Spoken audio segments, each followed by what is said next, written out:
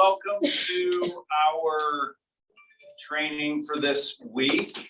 It is our live listing presentation, a class that we have done almost every year and always gets great feedback, and is always a great opportunity for new agents or experienced agents to see, behind the curtain or be in the room, so to speak, with a top lister.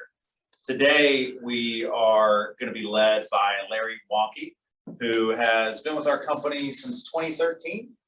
It's been that long. I don't know. I feel like that's right. Yeah, you're close. Maybe we're within spitting distance, but found his way to this company in the same way that a lot of people do. He did a deal one time with Nancy Emmerman. And now Larry, in his time with our company, has gone from somebody who was an investor, worked primarily with investors, and has become a really, really outstanding agent and rainmaker. So the Larry Wanke Group is actually second only to the Young team in the number of listings taken last year. So really impressive performance. Larry was kind enough. You got to catch him at the right time with asks like this. Even as a classically trained thespian, he is not always the first person to jump to the front of the room. But we got him on a Friday night, just after dinner, and asked him if he would treat us to a little live listing presentation. So we're going to start with Larry breaking down his process, talking about what happens before the listing presentation. Then we're going to do a little role play of what that looks like, and then debrief, talk about next steps, and do some Q&A. Sounds good. Cool. Absolutely. You're the man. Morning, everybody. Thanks for having me. I will do everything in my power to try to give you as many little tidbits as I can. At the end of the day, I've been doing this for 25 years. And I started off, as Mike said, as an investor, got my license really just to facilitate my investment holdings. I realized over the course of time that I preferred working with people. That connection, helping them buy and sell a house, being the confidant, being the, just the liaison in the process. It was more fulfilling to me than being Mr. Investor. And I transitioned, I would say, full time into real estate as my primary focus, that is being a real estate agent, about 5 years ago. So forgive me out of the gate. I actually taught a class last year and I used the same format. I have made some changes over the course of it. And if anybody after today wants me to update those changes, I'll be happy to do it. I just didn't have time to do it. So I apologize. But it's still a pretty good kind of framework. Because to me, look, let's be candid. Listings are the lifeblood of our business. And if you want to be successful, if you want to chart the course, hit your goals from the standpoint of return, all that good stuff, you better get really good at listings. So what I found is the easiest, it's kind of daunting when you say, hey, can you do a listing presentation or map out a listing presentation? There's a lot of moving pieces to that, right? So I think the easiest way to kind of compartmentalize that is to put it in sections, okay? And when I started getting a lot of listing opportunities, I realized very quickly that, hey, I didn't have it down the way I wanted, okay? So I broke it down to what I considered sections that worked for me. And then I tried to master those, okay? What I mean by master, I mean role play with myself, ask myself questions that I think I might get. And I did that, guys, repeatedly. Not a couple of times, but a ton, okay? So I tried to master each section, and then I went back and I tried to include like a transition zone. So here's my first section, I transition to my next, to my next, to my next. And the reason I found that so important is, a listing appointments will take on lives of their own. Okay, very rarely are you sitting in a house, you give this wonderful presentation, you get the perfect questions, and at the end they say, hey, where can I sign? And you get in the car, like, it's the best business ever. Very rarely does that happen. Things take on a life of their own, and you'll get distractions, this, that. Well, if you know your listing presentation, it's much easier to be able to navigate those little distractions, get back to your points, okay, and then continue with it. Because look, at the end of the day, sales is about relationship, okay? You've got an hour window to develop a rapport with somebody, okay? But you have to be careful. You're not just trying to make a best friend, okay? You're also bringing in some value. They want to sell their asset. So you want to connect with them and convey to them that you're the best person for the job. I've made that mistake earlier in my career where I sat down at a listing appointment and it went so smooth. I'm like, these guys are going to ask me to be, you know, godfather to their next born. That's how I felt. Like, these guys love me. I had such fun, you know. And I walked out of there. I didn't get the listing. You know, they may invite me to a barbecue, but I did not hit my value presentation. I didn't hit my point. We spent all our time back and forth enjoying our conversation instead of me doing what I was there to do. So it was a huge learning experience for me. I never forgot that. It also told me always prepare for this. Whether it's a friend of yours, a friend of a friend, don't take these for granted. I'm telling you that. I made that mistake once too, and I'm going to bore you with the details, but I didn't get the listing. Came in looking like I was just out in the yard playing catch, went over there real quick. Hey, didn't work out. Okay. So be prepared when you do this stuff. So again, I think the best way for me to kind of do this out of the gate is to break it down in sections, and I'm going to start with the preemptive parts. Okay, we're not going to role play that because I don't think we need to. Some of this is going to be, you know, rudimentary information, but you know, maybe you'll pick up something here and there. And if you pick up one thing, I'll be delighted. If I can help in any way, I'd love to do it. And to that point, if there's a question, certainly I'll answer questions at the end. But do you have a question, comment? If I can help in any way, never hesitate. Okay. What I love about this culture is that's what it is. It's about education, cooperation, and I'm here to help in any way I can. Okay. So do keep that in mind. So I'm going to start off with the initial stages of the process, and it always starts with your first phone call. Okay. We've all made that call. You want to be prepared for that call. In my packet here, these seller appointment things, what I did is I put a little bullet next to every question that I ask, okay? And I have that next to me when I'm on my call because listen, conversations take different courses. I don't want to miss these. The more information you have when you walk into a listing presentation, the better served you are to secure that listing, okay? Information is power, their personality, their nature. Maybe you have a connection, whatever it is. And these type of questions will help you get to that place, okay? So we start off with, tell me a little bit about the family. In the listing presentation I'm gonna do today with Mike, it's piggybacking off one I just got last week, okay? It's not exact, I changed the address and a couple things, but for this particular party, he told me about his family. Actually, we'll get into that later. So I want to know about the family. How many kids? You have a dog? You have pets? You know, what do you like to do? Why are you guys selling? I mean, that's a pretty obvious question. We want to know why you're selling. That'll lead itself into a lot of different directions. Okay. Time frame to list and transition plan. These are huge. Okay. I want to know what your game plan is. How quickly would you like to go on market? Okay, great. Now let me ask you this, Mike. Let's say you want Lair to be your agent and Lair sells your house in the first day. What is our transition plan? Do we have to buy a house first? Do we need to buy a house after? Can we rent? Are we relocating? All of those things matter, okay? Because you are the expert when you walk into that house. And that expert means you have to coordinate the logistics of the purchase, the sale, the purchase, the rent, whatever it may be. In this particular case, it was super easy. With the one Mike and I are going to do, they're moving to Galveston, Texas. They have relatives that they can stay with indefinitely. So it's not as much of a pressure situation. They want to sell, then they can rent down there. But this is also very important. They asked me to get them a referral. It's a 30% referral that they're purchasing in Texas. Okay, we all know how important referrals are.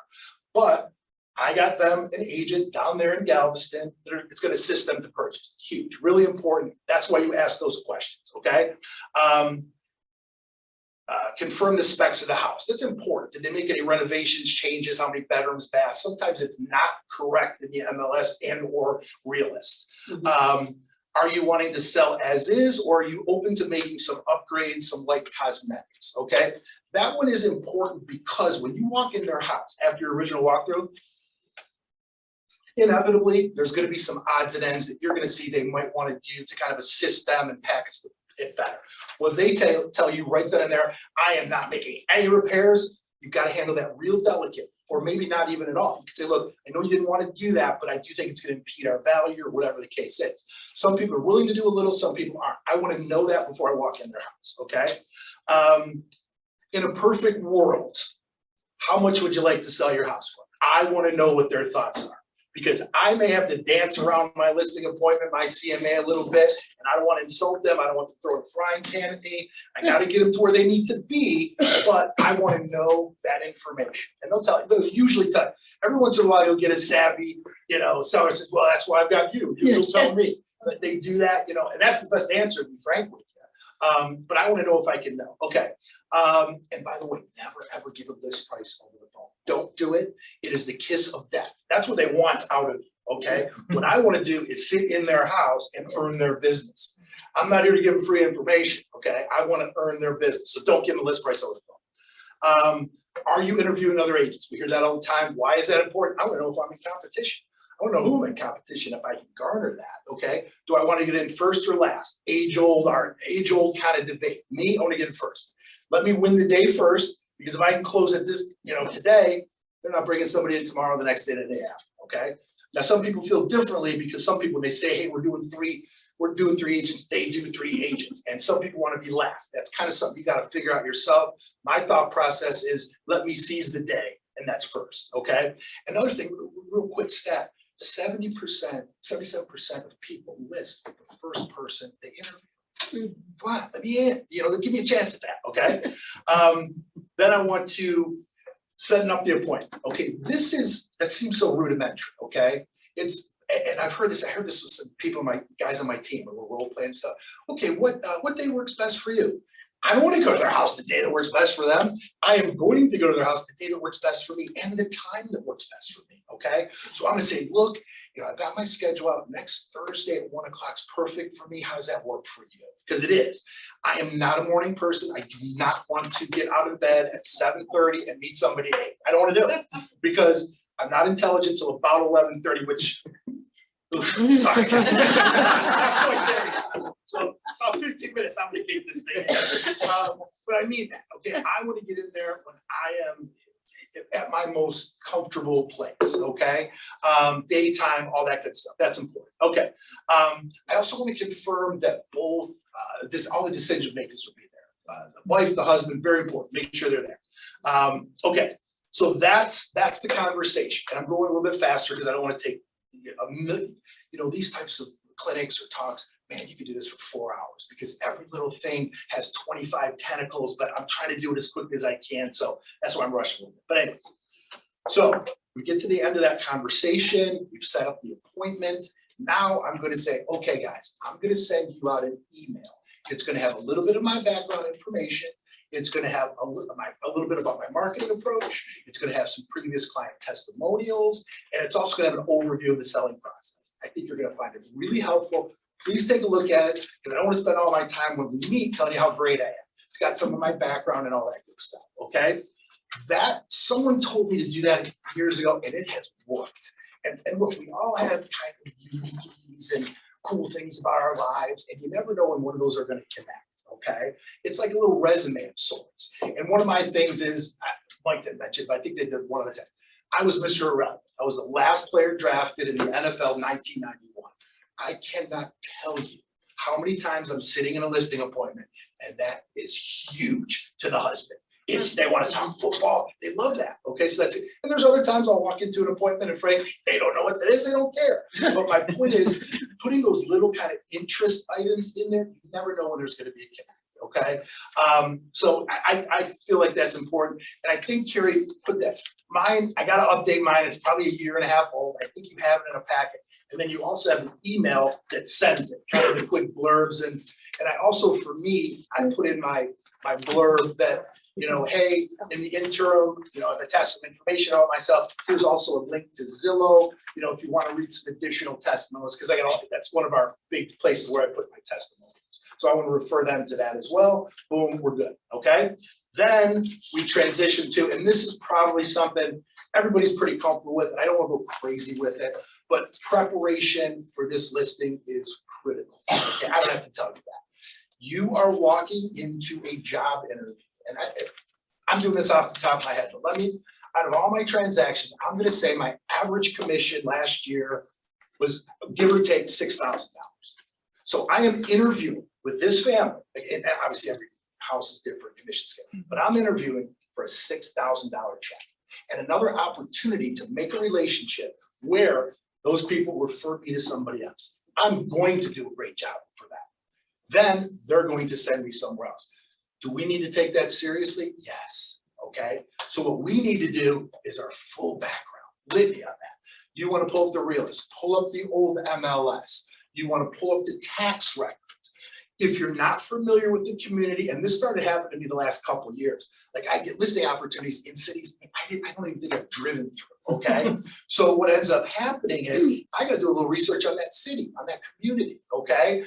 Maybe they have an Apple Festival coming up or this or that. So I wanna just put those little things down because when I sit down with those people, I'm gonna work that in. I want them to know that I either am familiar or took the time to get familiar with their location, okay? So I think that's certainly very important.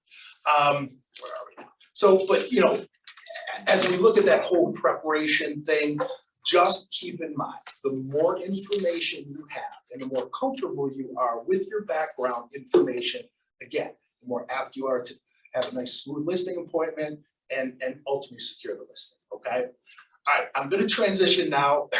We've done all that. That's our preemptive stuff. So that's like a segment from a section. Now we're gonna shift gears a little bit. For me, the arrival at the listing is important, but I don't think it's a role play scenario, okay? So when I arrive, it's, hey, Mike, hey, thanks so much for having me. Gosh, I was so excited to take a look at your house. Can I put my bag down? In fact, can I put my bag down in the dining room? I usually want to be in the dining room or the kitchen. And I'll make a quick call when sometimes you can't tell. I don't want to be on a couch. I don't want to be in a love seats, okay? I want to be where there is a table and hopefully a window and I can say, I'm so hot. You know, because I'm sweating. But really, I want to dictate where we sit. Once I've done that, I'll say, okay, all right, guys, I'm really excited to see your house. Who wants to give me the tour? Okay, that's how I do it. Now, some people are going to take notes with it, like a notepad, and they're going to write a bunch of notes. Nothing wrong with that. I don't do that, and the reason for that is this: I look at that time as about a 10-minute opportunity for me to garner more information on that. We're going to chat. I'm going to see their house. I'm going to ask them questions. They're going to chat. They're going to say things.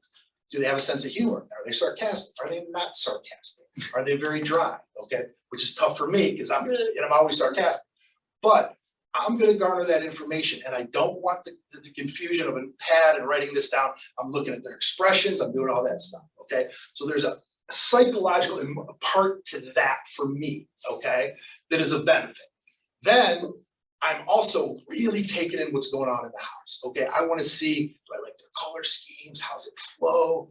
You know, which fixtures are kind of awkward? Which do I think they're going to take, but they're not going to take? Is there a repair we need? All that kind of stuff. I want to start on the first floor, second floor, then go to the basement. That's my process. Okay. What I will say is most people that I preempt are willing to do some odds and ends. And for example, this particular party that we're going to kind of role play, I walked up to the second floor hall, and guys, the whole house was so cute. It's kind of an easy one, but you walk up to the second floor, they have old wallpaper, the borders falling off. It was just so out of place. So I said, you know, when we end up sitting down, and I'll go through it like I did with Mike, but that's something that brought to their attention. Look, we need to address that. What we see a lot of that you got to be prepared for is a couple things. Do people want to keep their appliances? Okay, some do, some don't. I would prefer if they leave them if they're nice, okay? It's a benefit to the buyers. It's one thing they don't have to deal with. When you have that conversation, I always say, look, my job is to put you in the most advantageous place to sell this house. In my opinion, leaving those appliances will do that. If you're in love with that refrigerator, because it's the greatest fridge out, we can say that it's negotiable, or we can say not. Or if you wish, we can replace it, okay? But I'd prefer to do that. That's me, okay? That's the thing that comes up a lot. Other thing that comes up a lot are old majors, like the whole house is nice. You walk down and the furnace is like they're shoveling coal in the thing every morning. You know what I mean? Old furnace, old AC, old hot water tank, okay? It's very difficult to say to someone, you know, I think we need to replace this. Could be about 10 grand. Are you comfortable with that? They're not comfortable. Okay, so how I handle that is this. I say, guys, you know what? Our majors are a little up there in age, or past their lifespan. You know, about 12 to 15 on a furnace, you know, whatever the numbers are. I think it's really important in this particular situation that we offer a home warranty. Okay, A home warranty is not a cure-all by any means, but it's very important when we have older majors because it gives me the ability to explain it away to the best of my ability. Hey, look, I know our furnace is 18 years old, but we offered you a warranty. The thing's humming, it's doing great. You know what I mean? So it's a great opportunity for me as your agent to protect you. So I want them to do that. Other big one, and I'm going fast. The other big one is the electrical panel. How many Federal Pacific boxes there are in this area? First of all, I don't even know why they're bad anymore because everyone has one. There should be a fire every 7 to 8 minutes based on, and there's not. So, but here's the deal with this is what I'll do. I'll walk in, I'll say, guys, we have a Federal Pacific box. Oh, what's that? I didn't know that. Well, that's what it was when I bought it. I get it. Okay, and everybody has their own spiel with Federal Pacific. Here's mine, okay? Federal Pacific, they're stab lock breakers, okay? And they've been recalled, which means they have a tendency not to trip when overloaded. That is an absolute fire hazard. I will tell you, Mike, without question, I'd say at about a 95% clip, the inspector is going to earmark that and they're going to want you to replace that. So I'm preparing you right now for that. We got a couple options with that. I will say conversely, I have had, which I have, oddly enough, some scenarios where the dad was an electrician, they were contractors where they overlooked the panel. So I used to be like, you gotta get rid of this, let's preempt this, let's get it out. But then sometimes people overlook it. But I do want to mentally prepare my guys that the likelihood of them requesting this to be repaired is large, okay? 99%, so let's prepare for that. Budgeted $800 to $1,200, and I just want you to be mindful of that. Those are the ones that seem to come up quite a bit, you know what I mean? So I'd be prepared for that. Water in the basement's also a toughie. You know, sometimes you have efflorescence. You really don't want that, but so often that stuff can be corrected from the exterior with regrading, making sure the downspouts are clean, that type of stuff. And so I'll always walk the outside if I see any issues in the basement, because believe me, some people make terrible decisions, literally, you know, waterproofing their entire basement when they could have corrected it manually from the outside, okay? So something to kind of be mindful of. Okay. So that is the preemptive stuff, I think. Let me make sure. Yeah, it is. So then now Mike and I are gonna, he was kind enough to say he'll be the seller on this. So I'll do a quick listing appointment. Excuse me, presentation with him. Again, it's really piggybacking off one that I just did last week. I was fortunate enough to secure the listing, but we'll go through it and just a quick backstory. It was husband and wife, 2 little girls, both in the military. They are transitioning to Galveston, Texas. They've been transferred. This is all picked up in my screening call. They've been transferred. He is super duper worried about having 2 properties at the same time. So he wanted to literally, and this is kind of different, you don't get this much. He wants to list it at a price, quite frankly, that's too low for the market. He wants to sell it at $250. That's what he said on the phone. And I know the area really well. All right, well, we'll see. It's wrong. So there's some nuances to this one that were unique that hopefully you'll pick something up on. I'm not going to tell you it was the hardest listing appointment in the world. There wasn't a million questions that were really tough. They're like, oh, that was a good answer. Geez, let me think how to answer that. It wasn't, but there were still some uniquities again that I think, will at least give you something to think about and so forth. Okay. I hope I'm not going, am I going to, No, you're perfect. is it, okay. All right, cool. You see, I get a little excited, I start sweating and all. It's 11:29, you're right on. Nice, that's good, that is good, okay. All right, then, okay, so then what Mike and I are gonna do is kind of start from that position. I already did the walkthrough and we're about to go down and sit down at the dining. Okay, so this is how I do it. I was gonna stop at my sections, so to speak, for questions, but I think we'd lose some continuity. So I'd rather just do it through. I'm sure Mike will have questions and try to trip me up or something back, keep it down, buddy. But then at the end, if you guys have any questions, I'll be happy to answer them. And listen, if everyone wants to get out of here, am I available via email, cell phone? Absolutely, call me if I can help in any way, I will. I will say this, there's more than one way to skin a cat. There's no perfect listing presentation. There's so much information out there on various ones. I had no idea. I Googled them when he asked me to do it. I'm like, oh my God, there's a million. Be careful because analysis paralysis is real. And you look at 50, those are like, everybody does something different. I would hone in on a couple that, hey, I kind of connected with this person, I like their approach, whatever it is, and then build on that, okay? Because at the end, what you're trying to do is put your segments together to your comfort level, okay? I'm gonna handle things different with my personality than Mike is, okay? I have different strengths, I have different weaknesses, I'm sure, and they're very real. We all do, okay? So we really want to accentuate our positive, just like if we're marketing a house. We want to really highlight the positives and we want to try to minimize the negatives, okay? But we have to continue to get better on our negatives because we never want our negatives to be the reason we didn't get the listing, okay? I'm not going to tell you my negatives because you'll be able to use it against me in competition. No, but I absolutely do, and we all do. And remember this too. Also, so I wanted to say, you know, I think that there's always nervousness before you go into a listing presentation. And are you putting yourself out there? Can you be turned down and not selected? The answer is yes, you can. And I'm going to tell you something. Look at any agent on planet Earth, any you respect, the young team, every single agent has lost the listing appointment, okay? Everyone. Don't forget that, because I think that, and I know that from some people on my team, they were mortified when they went on their first one and they didn't get it. They're like, I wish I would have brought you. And I'm like, listen, this is all a learning experience. You're gonna lose them. Does it stink? Yes. Do I get in the car? No, right? You know, whatever the case is, yes. But learn from it, build from it, and don't let it get you down. We're in sales, guys. You gotta develop a thick skin. Not always easy. Our feelings are gonna get hurt sometimes, but the sun rises in the morning, put those shoes on and go back at it, go back at it. Okay, so just keep that in mind. All right, Mike, you ready to? Yeah, well, one Let me thing, list your house. you're, yeah, let's sell this puppy. In this, you talk about, like, right before self-talk. Oh, yeah, you know, that is- And you got like, what, you got music you listen to in the car, anything like that, just to like. No, sorry to disappoint you, Yeah, Mike, that's but, all right. no, but I do, I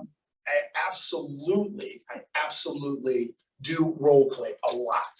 You know, especially if, there was a situation where I have been, like I haven't gotten a listing appointment in a week, 2 weeks or something like that.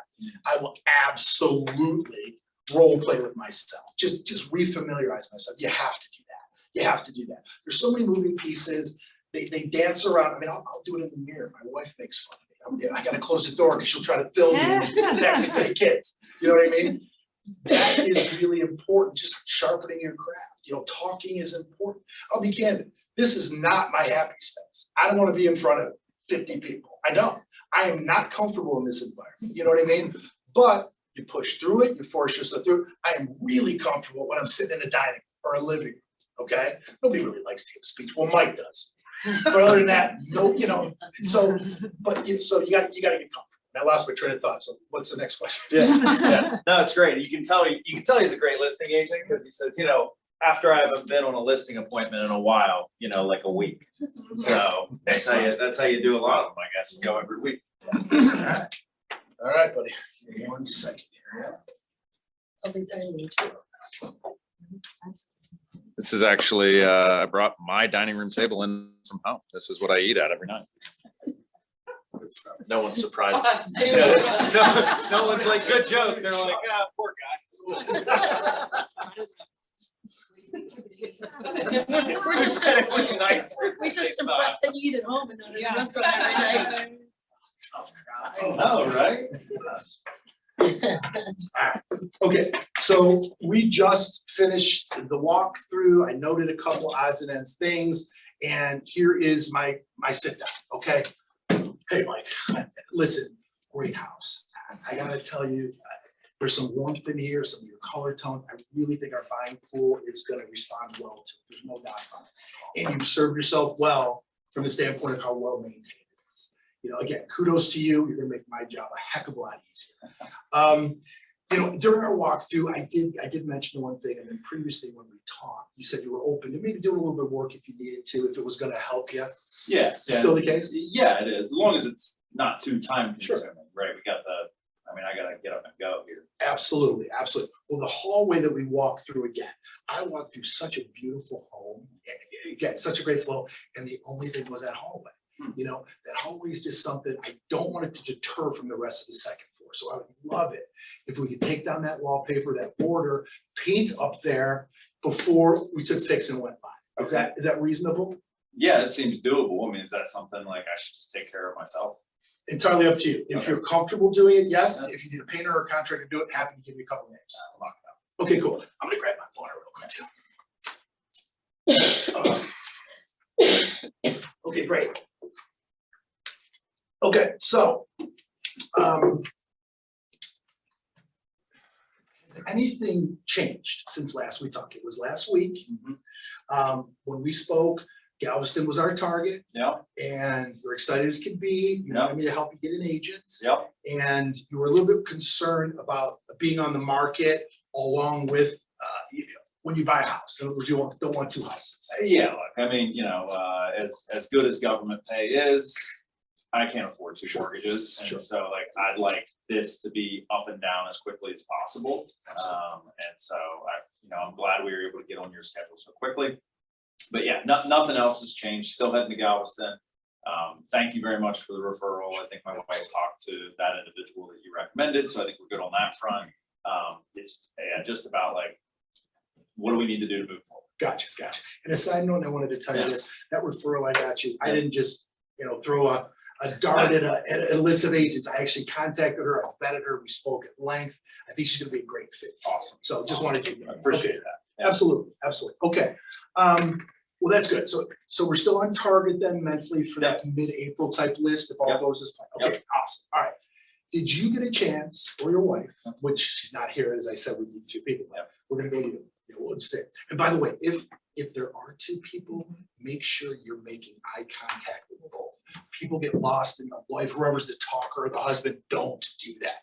If you're staring at a husband and that wife feels completely as if she was discarded, you've got a problem. Always talk to both. Okay, sorry. Did you get a chance to read that email I sent with my background info? Yeah, I did get to check it out. It seems like you've had a lot of success. So, nothing, I mean, I had some questions about some of the process, which I'm Sure. sure maybe that's what we're getting into here Absolutely, today. So, absolutely. I'll just pepper those throughout, but yeah, Sounds good. appreciate that. No, of course.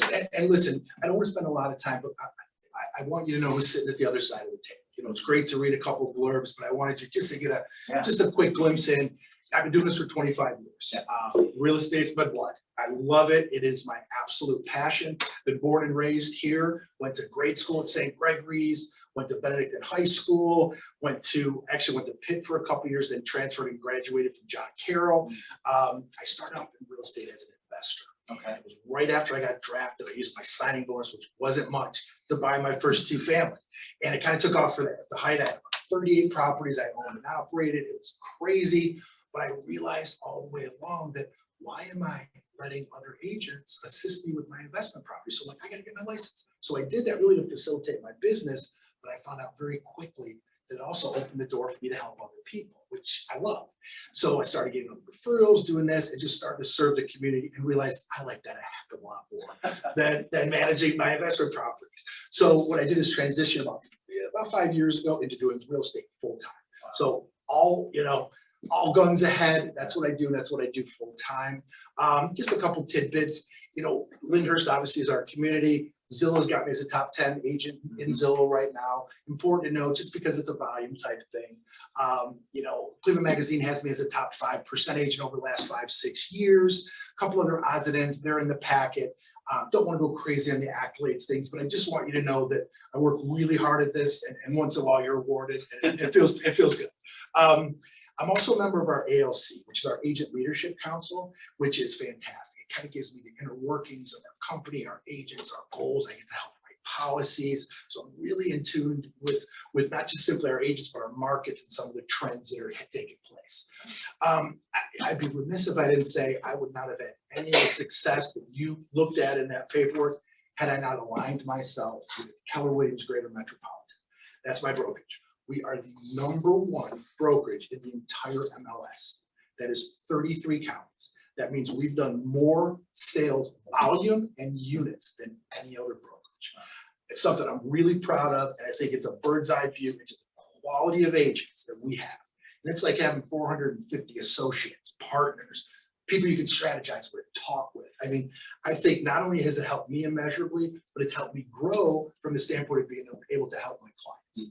And my production's at about the top 10%, I think last year, if I'm not mistaken, of those agents. So that puts me in the top 10%, 10 or so in the #1 brokerage in our MLS. And really just a fancy way of saying I've had the good fortune of helping a lot of people buy and sell houses.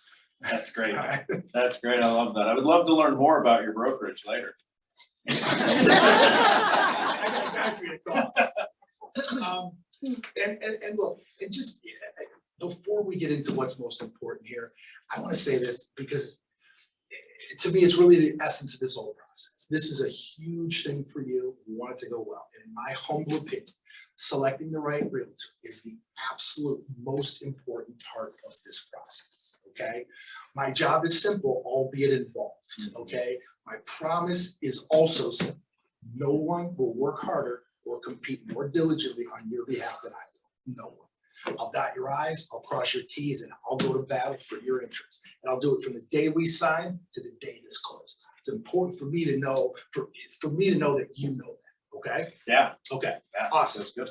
All right, enough about me. That was getting boring. So this process, Mike, as we talked about over the phone, this process is about you. You are the captain, okay? I am simply the cruise director. I'll make suggestions. I'm a shoulder to lean on when you need to. You can scream at me, whatever, you got events, whatever it is. I am here to implement your demands, okay? Okay. And that's really important. You make all final decisions. I'll try to insulate you from kind of some of the stuff that you don't need to worry about. I'll take care of that. But anytime there's a decision that needs to be made, it goes to you and you're going to make that final decision, okay? Okay. Excellent. All right, let's talk just a little bit about marketing, okay? Our world's changed. Predominantly, the world is electronic media, okay? It is critical to have an exceptional presence on our MLS, our multiple listing service. That is the engine that fuels everything else. I take great pride in the photos we put in there. I do my own descriptions based on my John Carroll literature classes. Oh, Really love that. Grammar's not so great, but I would tell you they really have a bang to them. But that's really important because that feeds so many other things. You're also going to see your information on over 350 sites, okay? We do have a nice presence on social media. We do a lot of target marketing on Facebook, which really helps some of my clients. We attack our database. Everybody knows that this beautiful house is going to be available. We also have TV advertising available, but candidly, the last 2 years have been so seller friendly. We haven't had to buy any spots. We've sold them so quickly. And then I always like to talk about open houses. A lot of people. That was a question that I had. Oh, I'm glad, because you know that goes both ways. A lot of times I'll have my seller say, Larry, do not do an open house. I don't want the neighbor across the street to come because I hate her. Okay. I understand that completely, and I will absolutely honor your ultimate, design. To me, it's just another tool in our tool balance. Overall, open houses probably sell about 1% of 1% of houses. Okay, so is it the magic bullet? No. But if we need it, I'd like to do it. And if you're open to it and don't have any derogatory feelings about it, then I definitely like to do it. Yeah, I mean, we're open to it. It would just have to be, the right weekend. Oh, sure. That's like, we'd have to plan for it, I would imagine, right? Absolutely. We'll give you plenty of notice. Okay. Yeah. And I don't sit them, but I'm gonna have a member of my team or an agent of Kate, my brokerage. I'm gonna have a member, you sit, okay? Okay. When it comes to the marketing and, okay, so we gotta take photos, right? And you do those? I don't, I used to, but then I realized there's people that are actually really good photographers. Okay. So I have a professional photographer shoot out. Okay. And if we decide to move forward, which I'm sure hoping we will, I'll walk you through that. We would absolutely set that up along with some other things, just preemptively before we went live. Okay. Okay. Great. And really in a nutshell, from a marketing standpoint, everyone on planet Earth will know this beautiful home is for sale. Okay. We're going to drive traffic. Okay. Okay. Now let's get into what I think is probably pretty doggone important, and that is the comparative market analysis. That's your value analysis. Okay. And I'm going to give you some things here shortly. But I want to start off by saying this. The market will ultimately dictate that. Okay. It's not Larry, it's not Mike. I wish it were, because that'd be great. Okay. We are in, Frank, we're coming out of the tail end of probably 2 years of the most subjective markets I have ever seen in my life, okay? Certain areas are still experiencing, really high value, some are experiencing lower. We're just seeing a whole lot of uncertainty and change. It's not panic time because there's still some favorable things, but I'll tell you, there are some uniquities taking place, okay? Pricing used to be a science. It is no longer. Pricing is an art, okay? That's why I like to give a range, and I'll walk you through that, and then we'll determine based on pros and cons of the comps and our house as well, okay? I like to start with a quick story, because I'm sitting here, well, what is pricing is subjective mean? And I'm gonna give you a story from a gentleman real quick. We'll take a lot of time. A gentleman called me about 7 months ago, and he said, Larry, my name is, by the way, if you're an old movie buff, Gregory Peck. Oh, yeah. Yeah. So I said, I go, "Oh," I was excited. So he said, Larry, my mom is transitioning to assisted living. We are interviewing the 5 top agents in Zillow for our community and an additional 2 agents. I said, okay, wonderful. I said, how quickly can I get in? He's like, okay, but what we scheduled, we went through our stuff, all that good stuff, okay? So I get there, and it was like the French Inquisition. Okay, you had Mike, his wife, his sister. I don't know if these were neighbors. I'm not sure if that was his attorney. Like 9 people. They are hitting me with questions they already know the answer to. It was very intense. And honestly, obviously, they just want to make sure they get the right agent for their mom. Okay, which I understood. I loved it. It was a competitive scenario. And before I left, I said, Mike, I don't think you have to interview anybody else. I think I'm the man for the job. Let's get started. And I shut up. And he shut up. So it was a little, just small period of time there. And then all of a sudden he said, Larry, I said, I'm interviewing 7. I'm going to interview 7. I'll call you in. I said, okay. Fortunately, over the weekend, I sold the house about 2 streets over. So I had texted him and I said, Mike, you're not going to believe it. I sold the house. No response. He calls me Monday morning, really early. And he goes, Larry, he goes, how'd you like to sell my mom's house? I go, oh, that's great. I'm so excited. I said, are you picking me? He's like, yes. We got to chatting and I said, Mike, I gotta ask you a question. Did I come in with the highest recommended list price? He's like, not even close. Okay. So the quote unquote top 7 agents in this particular community came in with price range suggestions ranging from $250,000 to $375,000. My recommendation was $325,000. I thought I was right, and I thought I was stretching. Beautiful home, but think about that. The people that know that market the best came in with $125,000 differential. That tells you everything you need to know about a subjective market. That'd be like if your knee hurt, you went into your doctor and they say, hey, you know what, we're gonna wrap it. Next guy says, we better drain some fluid, we're gonna get you on maybe a training program. And the third guy says, I think we have to amputate. Yeah. That's a differential. I mean, that's the type of market that we're doing, and we're still doing that. You know what I mean? So, okay, so with that in mind, let me get to this. I do things a little differently. There's a whole lot of ways to do comps, and the uniqueness of ours was we didn't have a wealth of recent comps, okay? So there weren't a lot, but we're a split level. We've got these 2 cul-de-sacs that are almost identical. We have some sales that actually were a little bit further out than a year, but I think we can still utilize them for all intents and purposes. So just to go over these with you real quick. This is kind of the cover page that I use, and this is the data that we're targeting. Okay. This is an overview of that gap. And then what I have here is just an overview of your house, and then the 2 that I felt were most similar.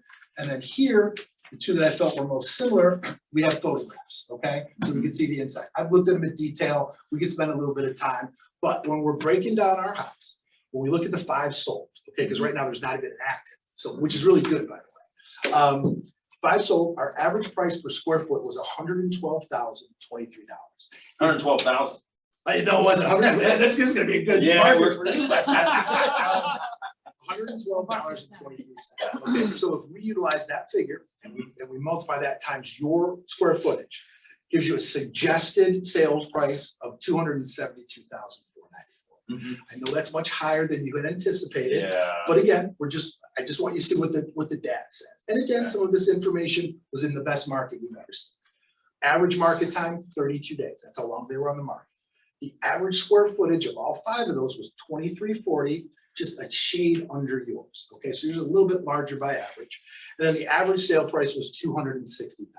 Okay, highest sale price $290, lowest $240.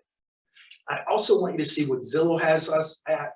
I'm not a big fan of the Z estimate. The reason I share it with you is the general public lives on it, okay? So what are they seeing? And they're seeing a Z estimate of 269,500. Realtor.com has you at a whopping 299.2. Now they're supposed to be using the same sold algorithms. That's a little bit off, okay? Again, Yeah. subjectivity. Realist, 260, that's kind of an internal appraising site from our MLS. And then you know what you're paying your taxes on, okay? So all that being said, what I'm seeing is a range. I know you want 250, and I know you're a little bit concerned about having it on the market longer than it should, okay? I just don't want to take money out of your pocket. And if I didn't think we could maximize your return, I'd tell you. If I thought 250 was our number, I'd tell you. Based on these comps, based on those photographs and my walkthrough of your house, I think we're at the range between 260 and 275, okay? Okay. My hot spot is probably 270,000. If this were my home, I would list it at 270,000. I want to qualify some because your next question is, oh my gosh, what if it doesn't sell or if we're too high? That was literally my next question. We have the ability to reduce the price, okay? I don't go into this with that intent, ever, okay? And I don't think we're going to have to. If I thought we'd have to, my recommendation would be wrong. I just want you to know that there is a plan B in the event my valuation is wrong, but I don't think it is. How quickly will we do that? Is that a few days, first weekend? It's gonna depend on your comfort level, but I want a minimum of 3 weeks. I prefer a month. Okay. Okay, I don't think it's gonna come to that, and I mean that sincerely. There is literally no competition. Yeah, so tell me about this market, as you know, time's my biggest issue, Yeah, yeah, right? absolutely. So, when, you know, like, we need 250, if we just get 250 be out the door, that'd be fine. 32 days on the market, like, that seems like a long time. If we gotta wait, then another 30 days after repricing it, like, It's a great question. yeah, Those numbers can be a little tough, a little misleading sometimes. okay. When a house goes under contract, if it goes under as pending, the clock stops. If a house goes under contract and you say, hey, contingent, continue to show, okay, then it continues to go. My point is, those numbers can be a little bit misleading sometimes. And the other side is, it also depends on the length of closing time. Some people want to close in 3 weeks because they have cash. Some people want to close in, 2 months, and that averages itself out. The reason I'm saying what I'm saying is based on our current market, what we have here, what you've done here, and I want to reward you for what you've done here, okay? And the comps that we have and the lack of competition, I think we're shooting ourselves in the foot if we go down to 250. That's just my honest opinion. Okay, Okay? okay. Okay. So you think 270 is good, or you want to digest it? We'll circle back to it. I think there's probably some more stuff. Okay, sounds good, sounds good. Okay, so now you probably want to know, how much is it gonna cost? What's the commission, okay? And I'll tell you this, first of all, thank you for your service. I think I said it before. My son's a Marine, he's in 29 Palms, and he's coming home in a couple months, and I cannot wait. He's done, he did his 4 years. I'm just super duper excited. With that in mind, I wanted to sharpen my pencil. I want this listing. I want to help you. And what I'm willing to do is, as I said, sharpen my pencil and give you a little bit of reduction. Our commission is 7%, okay? But what I'm willing to do is go to 6.5% of the first 100,000 and 6% on the balance. It's a pretty significant reduction, but I want to pass that along in good faith. Because again, I want to give a little bit, extend myself, but I also want to let you know how important it is for me to secure this listing because I want to work with you. Well, that's, I greatly appreciate that. What's the significance of doing a certain percentage on one portion and not another? Why wouldn't we just? That's a great question. Yeah, If I went with a 6.5% flat, your reduction would be a little bit less. yeah, We do have standards from the standpoint, I can't give the process away, so I couldn't go lower than that 6, but I just wanted to, again, extend to the best of my ability a number that I'm comfortable with, just taking a little bit of reduction, what I typically would, to be able to pass that savings. okay, so, and then like, that is, that's your pay, and then like, where's the cost for the buyer coming? What I'm gonna do is, I'm going to send you, I couldn't do it ahead of time because I wasn't quite sure where the numbers would be, but I'm gonna send you what we call a HUD or a final settlement statement.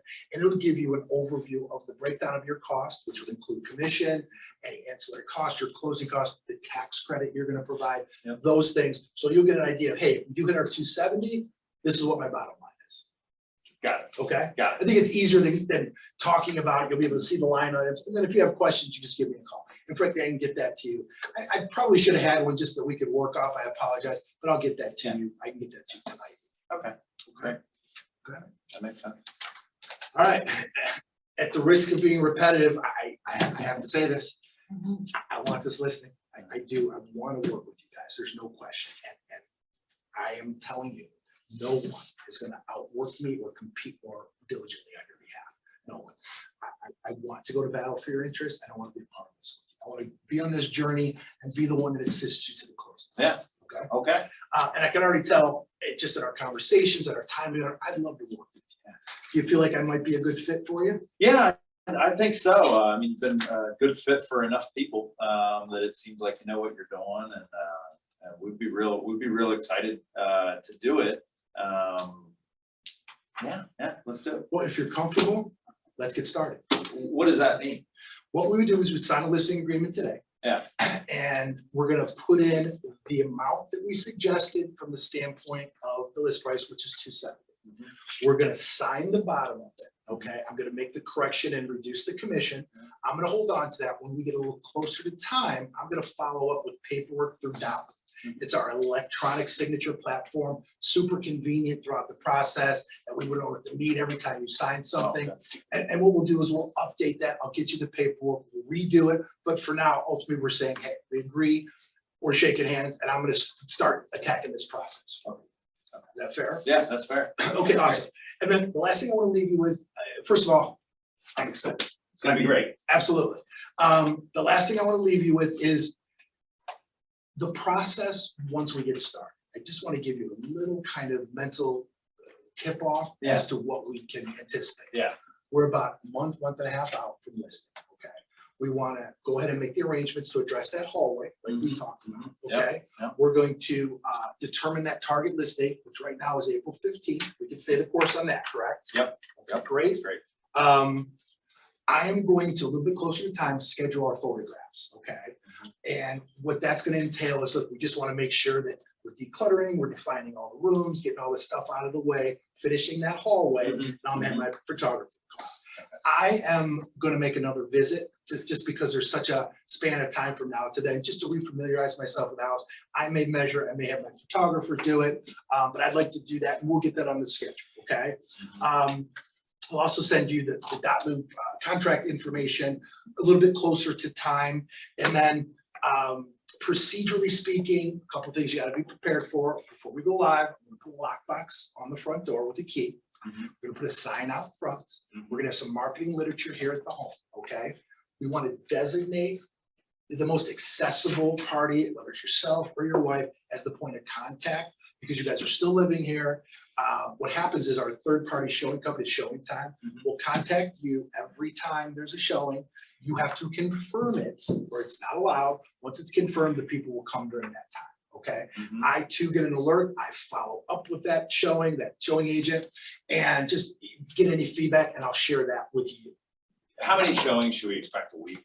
That's a challenge. This is gonna be a bit of a disruption to your lifestyle, and I like to say that up front. I cannot guarantee you what it's gonna be. I've seen it where we had weekends where we had 30 showings, okay? Do I anticipate that right now in our market? No. But do I think we can anticipate 5 to 7 over the next 4 to 5 days? I do. And there is a little bit of a, logistical challenge for families to do that. We do have the ability, if it's critical, to block off some times that we will not allow showings.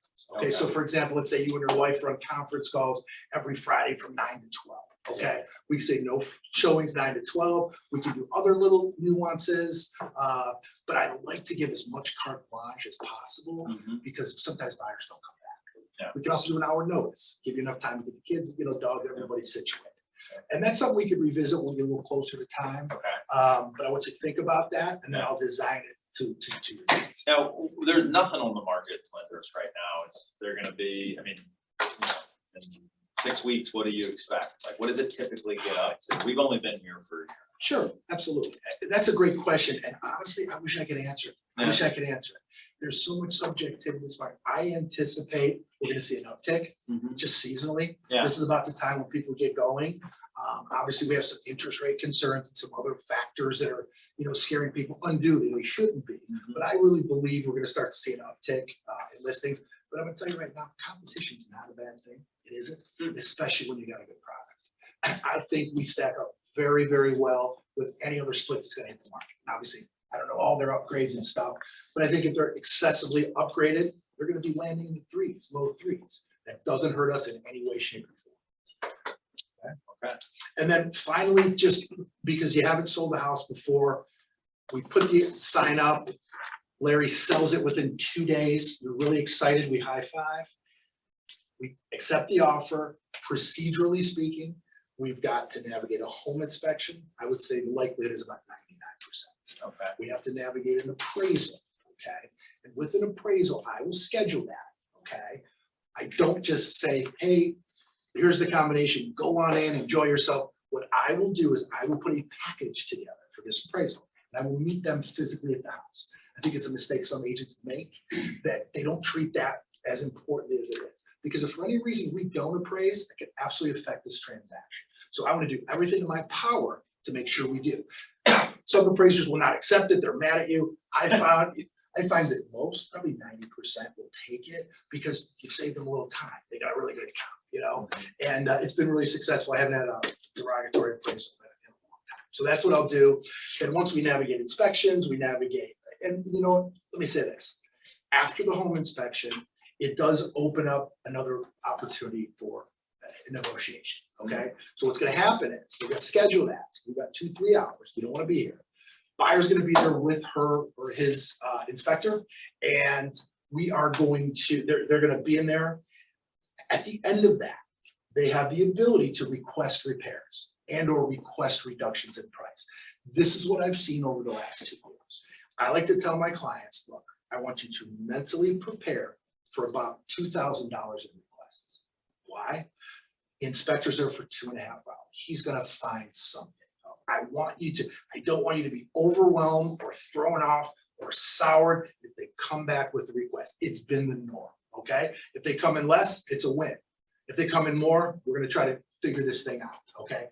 If what they request is unreasonable, I'll tell you, and we'll try to negotiate out of it. If it is reasonable, then I'm gonna recommend usually that we do the work. What are some things that might come up? What electric comes up all the time. We're not electricians, so they open the box, there's 3 double taps, the GFCI is not tripping, stuff like that. You don't have covers on your exterior outlets that need to be done. There's plumbing leaks you're unaware of. Sometimes you go up in the attic and there's mold in a section or something like that. There's all kinds of little things, and it won't be a slight on you. I mean, we all live in these type of circumstances, and a lot of times our day-to-day, we don't think about this, but it can come up in an inspection. Got it. But again, that's all negotiable. So best case scenario after the home inspection, they say, we're fine, we're signing off. Worst case, which I have to also tell you, they move that box in the basement, there's a huge structural crack, and they want out of the deal. That's a mutual release. I don't think we have any concerns with that. More than likely, we're gonna be closer to nothing with a couple. And again, I want you to mentally prepare for 2,000. But we'll review that. It's gotta be reasonable. It's gotta be health or safety. You'll make the final decision, and I'll recommend whether I think it's something that we're gonna need to address.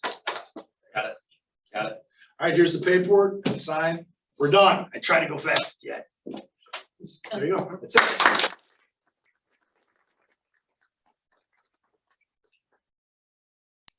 Questions from the group? Yes, sir. Usually the commission 6.5 first. I want- My question is, why would you reduce the commission when the seller hasn't even? Great question. And I'll tell you, and I knew, I was gonna address that anyway. What I found in the last 2 years is every big hitter tells you that they do nothing but 7% listings. That is not true. Absolutely. I'm telling you right now, it's not. and I'll say, I learned this last year. I saw some of the big hitters across brokerage in this offering such minimal commissions. And I was in so many competitive situations with listing presentations. They're not getting 7. They're asking for 5, 4.5, okay? That's a tough beat when there is a real kind of level playing field, okay? In this case, your question, I did this candidly for 2 reasons. I knew I was in competition, okay? I was the first one in. I did want to extend a courtesy to them. I did feel the way I felt when I said that. And I wanted to preempt it and get it behind us. Commission's done. I am okay. I'm gonna structure my commission scale on that. 3 to the buyer, 2 on the balance, 3-2. So I just did 3.5 on the first, 4 on the balance. I'm okay with that for that price range. That's my choice, okay? Now, are there gonna be the purists out there, the big hitters that say, are you crazy? Never relinquish your 7%. Yes, and that's okay. And I'm not saying that I'm correct in this. And by the way, I've taken lots of 7% listings. I just found that because I've been in such competition, and we're talking 2, 3, 4, 5 agents over and over and over again, I am not losing a commission. Okay, because I stick to my guns at 7% under the pretext that everybody else is, because they're not.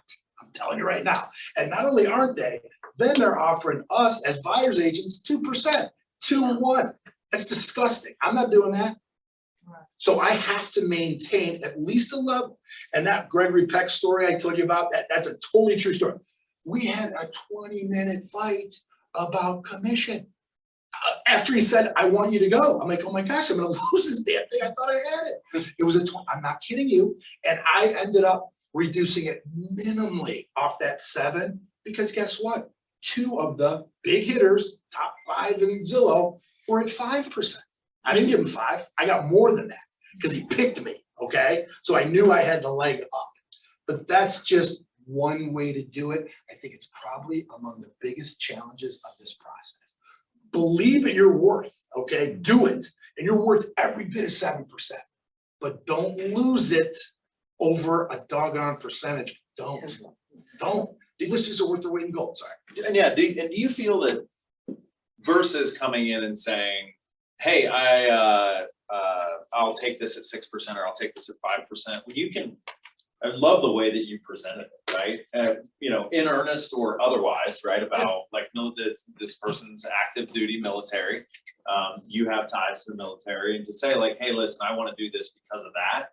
Right? Instead of like, well, I know that everybody else is slashing their commission. So when you can tie it into like a relational thing. 100%. Yeah. And I try to do that. I don't want to just be the guy, oh, I'm cutting it for you. Because I don't do that. I try to figure out a connect, whatever it may be, and do that. Yeah. And but again, I knew I was going to do this going into this. I knew I was going to give him a reduction anyway. I kind of vacillated even up at the time. How much do I want to give him? How much do I want to go? Yeah, I did. I'm being honest with you. I enjoyed our meeting. I felt like I could be of service. We connected. You know, if I could give him a reduction, look, that's a pretty good commission, guys. That sells for 270. What are the numbers on that? I know we got some mathematician. 4 and 170. That's 28, that's 68 plus 35. That's $8,200 on a house that's gonna sell in a week. It is gonna sell in a week. And I hope when you guys sell it, you're only getting 3 and 2, just so that no negotiation. You know, I know what you took the listing. But Art, I think that's an awesome question, and I think it's going to be something that you have to really come to terms with. Okay, have I fought for 7 and 1? Yes. Will I do it again? Yes. Am I finding that it's going to be more and more difficult, especially the seller's market? Come on, guys. Last year, there were times that anyone who sold a house, who's this? Before you stuck the sign in, you had 4 offers. I am not losing a listing in that gobble pool. I'm not gonna do it, you know, and I'm certainly not gonna do it for I mean, I guess the thing was, you just came out the gate. I did, and in this I case, reduced mine too. yeah, no. And I'm trying to answer as honestly I can. I predetermined I was gonna do that. I just didn't know how much I was gonna give them. I'm not saying to do that though. I'm not, this was a listing of presentation that I actually physically did pretty much almost identical, okay? You don't have to do it that way. And I think a great class at some point would be all the masterminds pitching their commission schedule. Because it is hard. It is hard sometimes to capture that 7. And I've done it. And I have had those situations where, they say it and stop and look at them. And it felt like 35 minutes, who's gonna break first? And man, it's hard, and you win some of those and you lose some of those, But at the end of the day, in such a seller-friendly market, I'm not gonna let everybody say, oh, 7%, that's what I get. No, you don't. You don't. Don't tell me you're getting that because I know you're not. I'm still gonna get more than what you're getting at 5%. But don't make it seem like I've just given away the house because you do 7. You don't. I'm sorry, go ahead. What would you have said if he wasn't military? You couldn't tie it into military. If I wasn't Me. correct, yeah, and honestly, what I would have probably done ahead of time, just based on some of our conversation and so forth, I would have had just a mental routine to whip it off. I don't know if it would do it total justice, but I may not have gone as low as I did on that, okay? I may not, depending on the circumstances, again, that was a predetermined kind of decision, and I don't want to make it seem like every time I slash, I don't every time.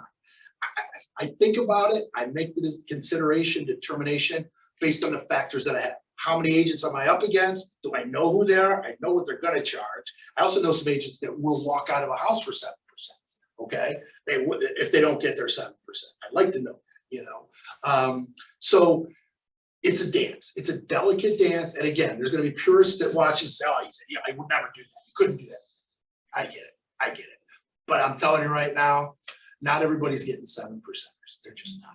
Well, and to the extent that we can talk openly about commissions without it being antitrust, the understanding. No, you didn't. I'm kidding. But understanding, like, what the actual work of the work is, right? And here's what it does. And because you got a really hard sell that you're gonna have to market the hell out of, and you're gonna have to lean in. There's gonna be repairs coming that you want to be able to contribute to from your commission. Right, all of those things. And I'm not gonna do that, but. Yeah, yeah. But that's a great point that he brought up, okay? And that's why I say situationally, I'll evaluate.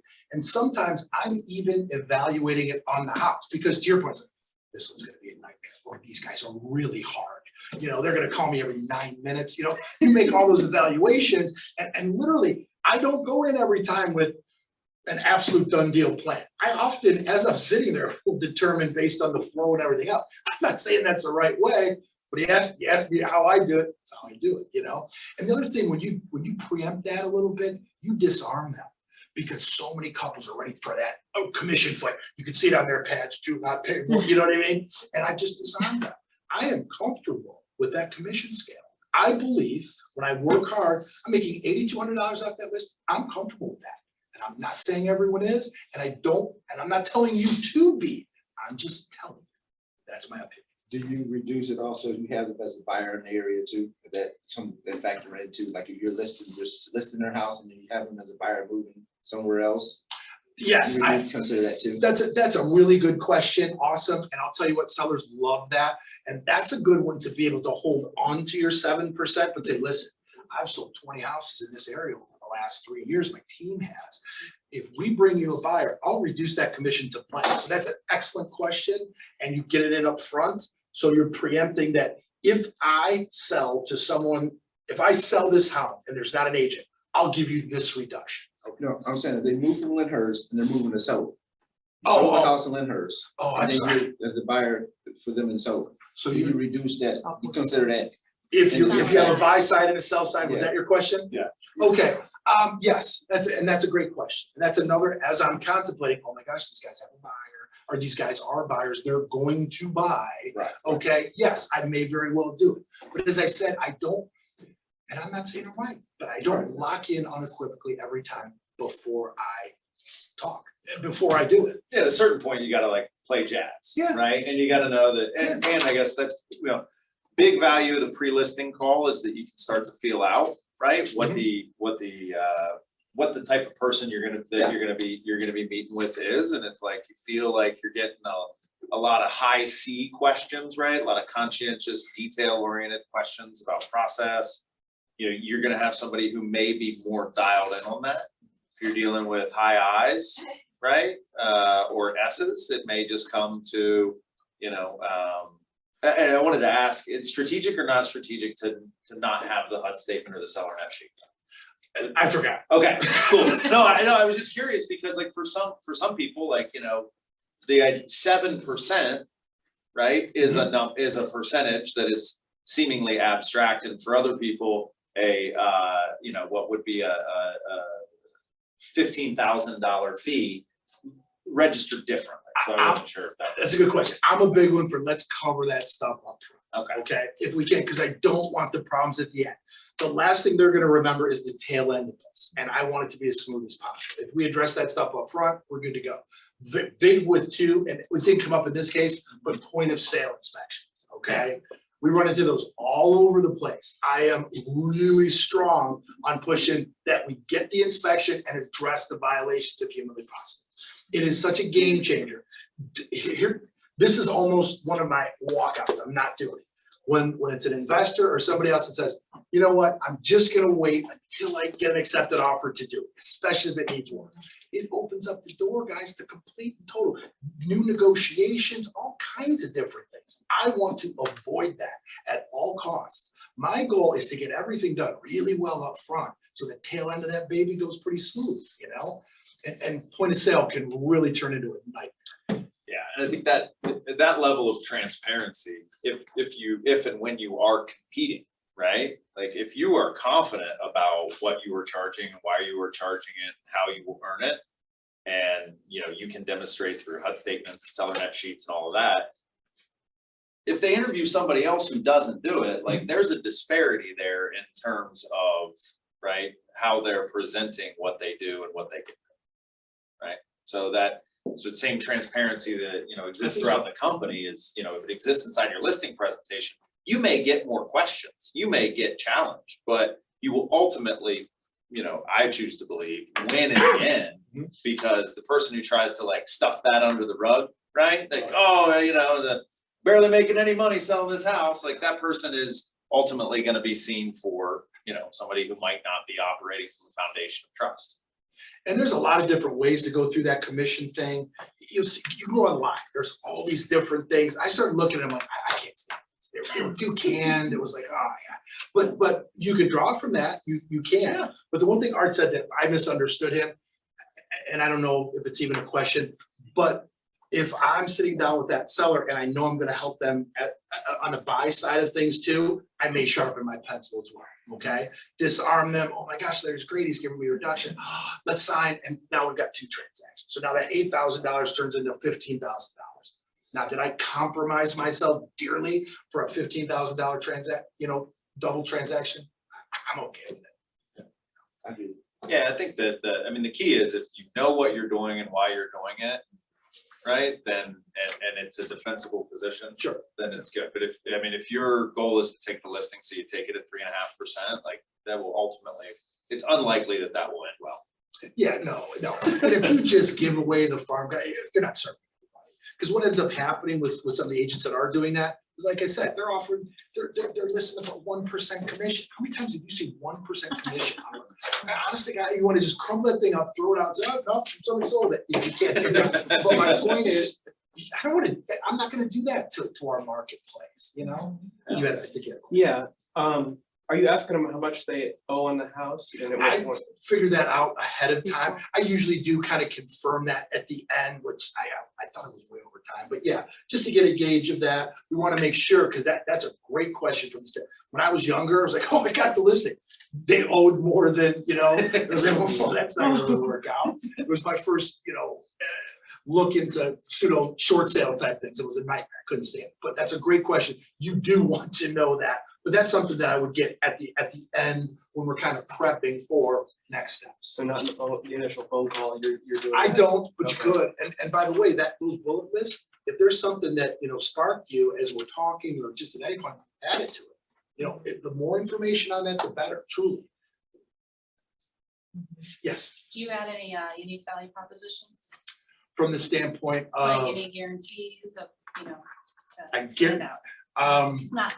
that's a really good question. And I'll sell it in 39 days or whatever. that's a great question. And honestly, I vacillated over that so many times because every time you turn around, somebody's doing that. You want to just stay competitive. Honestly, I don't. You know, you I don't really don't. have to.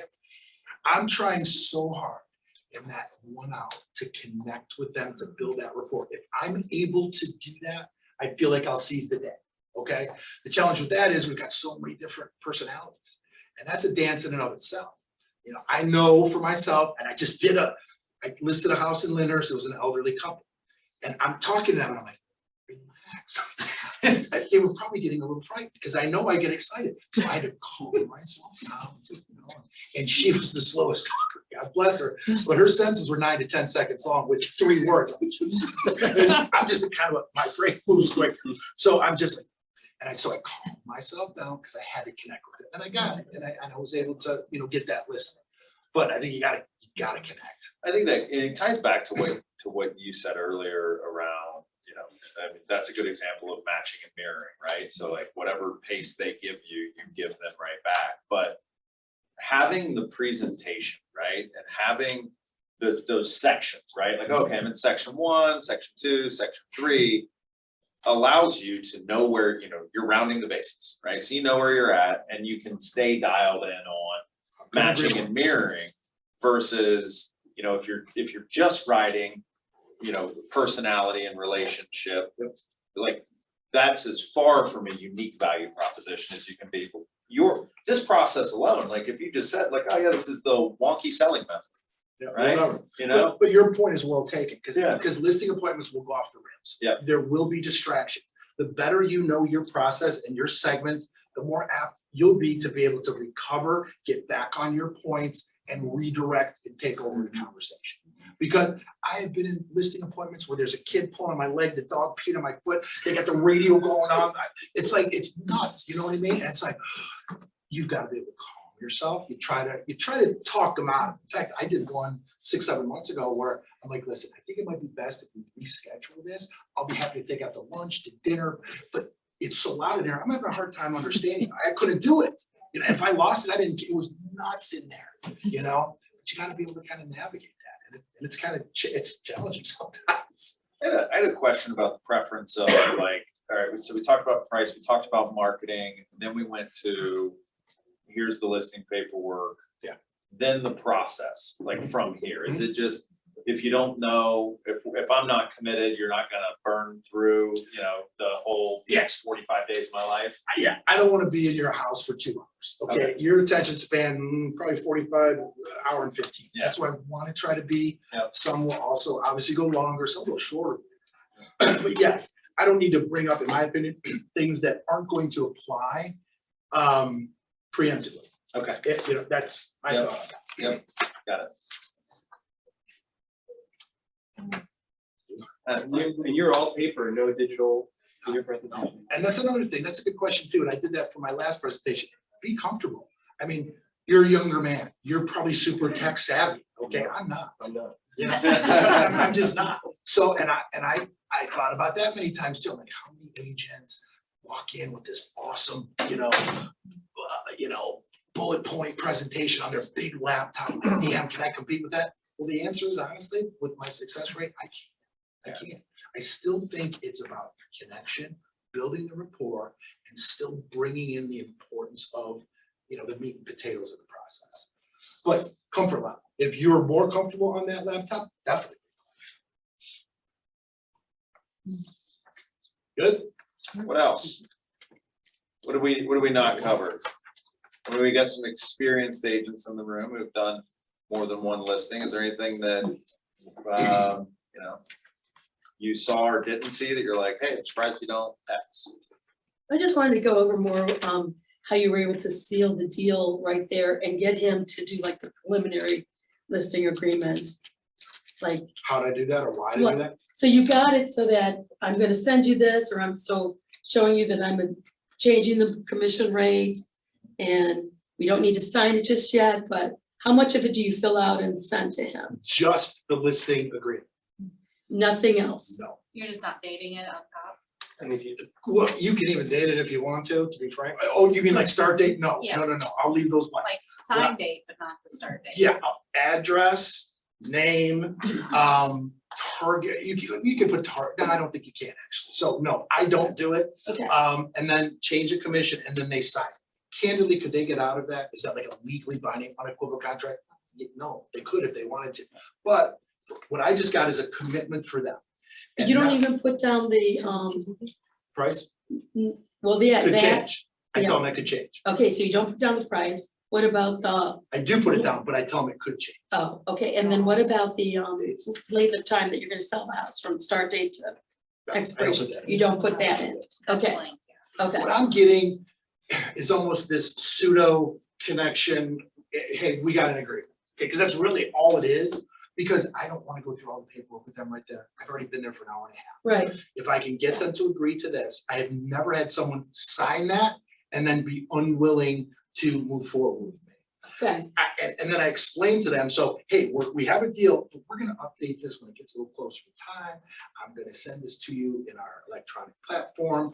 We may have to discuss price. That could go up a little or down in a month and a half. yeah. You know, that kind of thing. And you, in this scenario that you did this, was he interviewing other realtors? He said he was. Okay, He said but he you was. So didn't I know, went in thinking he was. okay, okay, Sometimes they lie, guys. Sometimes they say they are. And sometimes they just really like you and they go with you, yeah, you know? They all Or lie. can you imagine sellers lying? You know, but yeah, you know.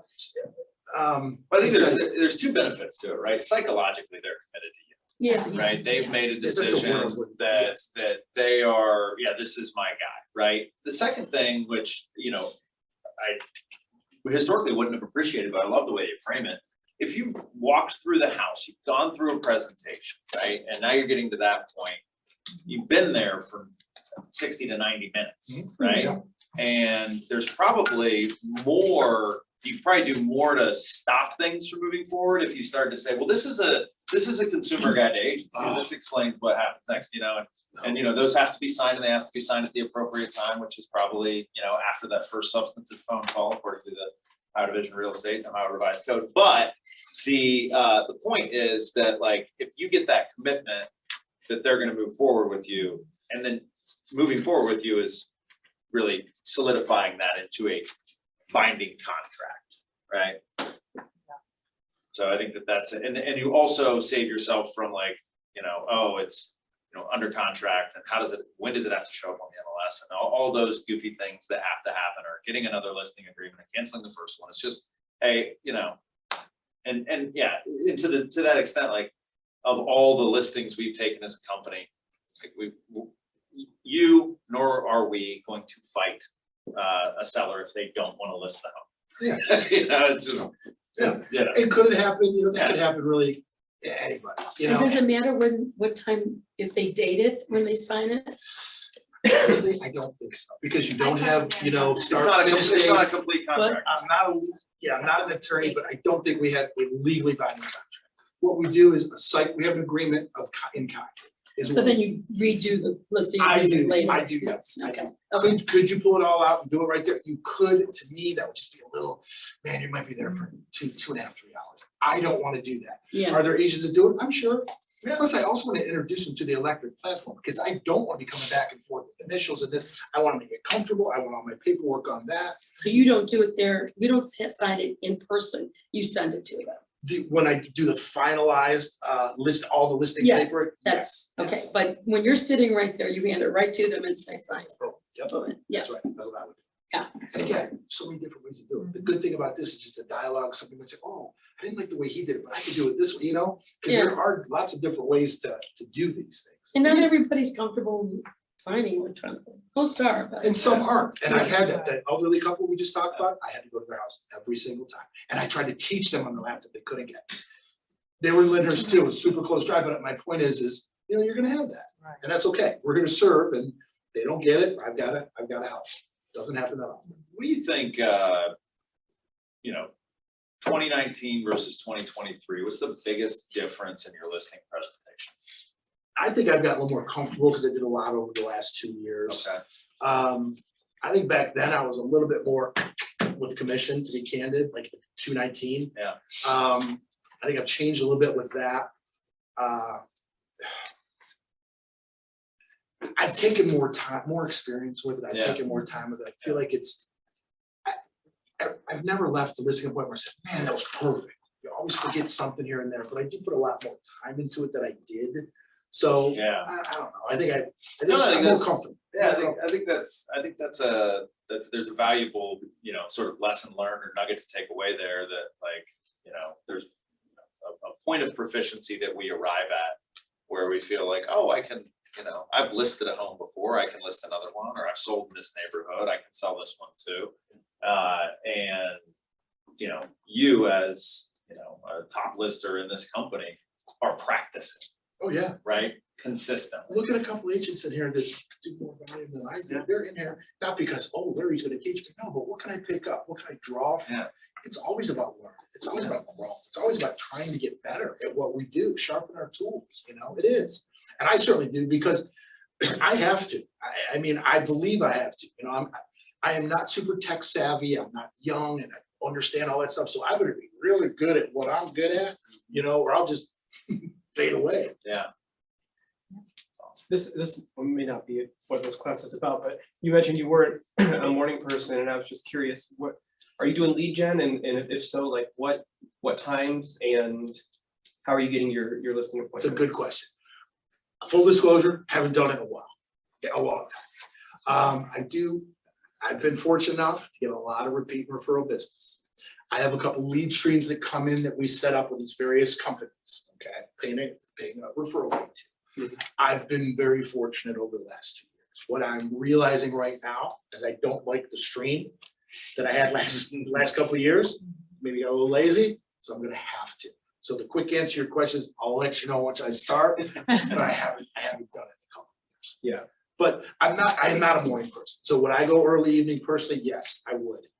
Like I said, I don't quite get there until about 11 o'clock. I'll get up early, but I'm just not, not feeling it. All right, last call for Larry. Jen. So you're in the meeting, it's going really well. And the very last, one other question. So-and-so, I spoke with them yesterday, they'll do straight line. Mhm. Can you match that? You know what, Jen, it's a great question. And I don't know who that is. And there are certainly agents out there that are willing to reduce their commission. There's even discount brokers you could go to. I mean, gosh, you get it done for 2% if you want to. But I think ultimately you get what you pay for. And hopefully over the last 30 minutes, I was able to convey my value proposition. I've been doing this for 25 years.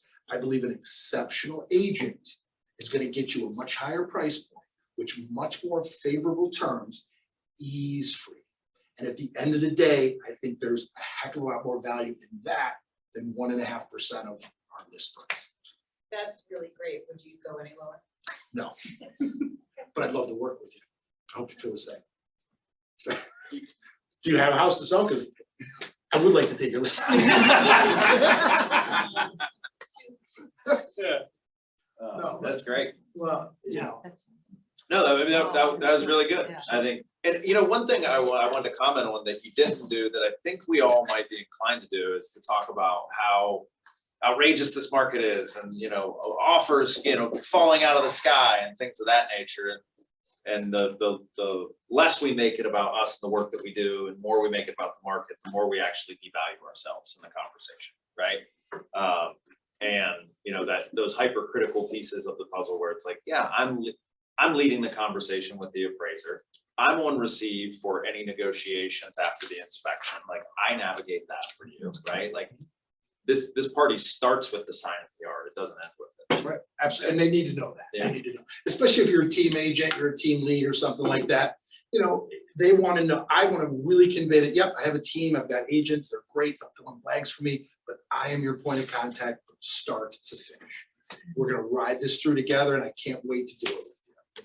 There's going to be some bumps here and there, but I promise I'll do everything I can, to navigate those for you, to assist you, and we're going to get to this finish line where you want to be together. I know, I was gonna ask. In the presentation, you talk about price reduction going like 30 days. Do you really wait that long typically for a price reduction? I am so confident in this particular one right here that it's not going to need. But let's say it's not that Um, situation. Let's it say it's depends. a price where it's like, it's apples to oranges comp, it's really hard to price. Yeah, somebody wants to try it. I wanna try it at 300. That's different. Like if it's a real big stretch. yeah. Oh, yeah, I Not see. necessarily just try it, but just like, it's a property that's hard to price. Uh-huh. And so like it's really hard to like nail down that for sure confident price. So like you agree on a price, but it's like, okay, if it doesn't sell in X amount of days, or we don't get enough showings in X amount. By the way, that's an awesome question because of the difficulty depending where you're at to price properties. It is a challenge sometimes. Yeah. And I've been doing it a long time. I'm like, my gosh, I mean, there's a lot of subjectivity. But to your question, in a situation like that, no, I would do a price reduction sooner than that. Okay. You know, but again, I would say, let's see where our traffic is, that kind of thing. And, I would try to pad it a bit, but definitely get to a point where it's closer than 30 days. And you tap into like showing time data, hey, we had X showings, we had Y Yeah, we'll provide offers, that. yeah. And they're all, not, you're trying to, Zillow, people always say, oh, I had this many views. And so you can tap into a lot of different things. But everybody hates Zillow, but the public relies on it. I have a question. Okay, the study showed that 77% of the people had a first realtor. Is there any time you ever ask, is there any time you don't ask if they're interviewing someone else? Because like if you ask, like, maybe I should interview somebody else. I never looked at it that way. I guess I could. Like I'm opening door. Jeez, I there's can other find agents. I objective thought out Larry there. was a- Good question. I wouldn't worry so much about that, I don't think. I want to know if they are, and the only way I'm gonna know is if I ask them. If I try to make an assumption, I hope they are, and I don't want to open the door to it, then I don't know. So I'd rather ask personally. And that stat, I can't remember where I found that. National since- Association of Realtors. Is that Buyers legit? and sellers, yeah, that's legit. Okay, good, because I didn't know if it has changed, because it was a while ago, but my gosh, that tells you all you need to What know. was it, 70%? 77. 70 or 77? It's on here. 77. Yeah, I mean, that's crazy. Yeah. That's a high number. And I'll tell you right now, I don't think I would do that. If I were, a non-agent, I think I would interview 3. I wouldn't necessarily pick the first person. I'd make sure, I got a couple. Well, and the like, I'll make a leap in the data on that, all right, so it's 77%, so 43% of sellers got their agent by a referral from a friend, a family member, or a neighbor, and 26% of sellers last year used the realtor they'd used before. So you add those two up and you're at 69% of people are one degree of separation or less from that realtor. And so when we talk about marketing to your database and leveraging for testimonials, like somebody is two times more likely to refer you business than to do business with you as a seller, right? And I would say that somebody is somebody who's interviewing multiple, the Gregory Pecks of the world, who I also had to interview with for a commercial property that you referred to me on. Yeah. Highly How'd it go out? conscientious. I did not win. He was intense. But those are the folks that are making up that other 23%. So, the opportunity for us is to, one, stay in close proximity and close relationship to the people that we have worked with. Mhm. 2, make sure that they know more about the market than anybody else, right? Because that's going to drive their mind share for us. So when they hear somebody talking about affordability, and we know that we live in the most affordable city in the country, now your database knows that, right? You're not telling your friends at happy hour about interest rates because they're ready to buy. You're telling them that so that they're looking for people who are talking about interest rates to get in touch with you. And that's a sad testimonial that 26% of the Yeah. people don't, only 26% use their previous realtors. We are not doing our job if that's the case. You know what I mean? That's a constant contact, that connection and delivery. Just one last one. So, you don't get it signed that day up. What's your follow-up process? look Great like? question. If I don't, You don't get it signed. What's your? that is a good follow-up process question. look And they like? don't always sign, guys. That was just did. They don't always do it. My follow-up is instantaneous with a follow-up email, how much I enjoyed working. I try to get some, hey, when are you guys making the decision? Blah, blah, blah. I don't want to bug you, but I also don't want to be remiss because I really want to earn your business. But I'll absolutely follow up with an email thanking them. If there's any tidbits that I want to remind them of what we talked about, if I could get any value in there, like let's say for like South Euclid, there's a vacant home point of sale.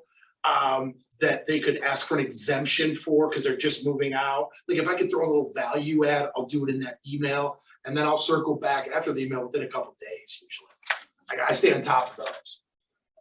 So it's just emails and calls. Emails and calls, yeah. And the other thing I didn't do here that I do now, but I didn't before, but I think you have to, is what's your preferred method of communication? That's huge. Yeah. It is, because you don't want to assume anymore. You don't. I'd rather call you, but now I've come, that so few people want to do that now I'm like, okay, I'm okay with emails and that's it. And follow up with emails. You always want like a chain of events that you can draw on.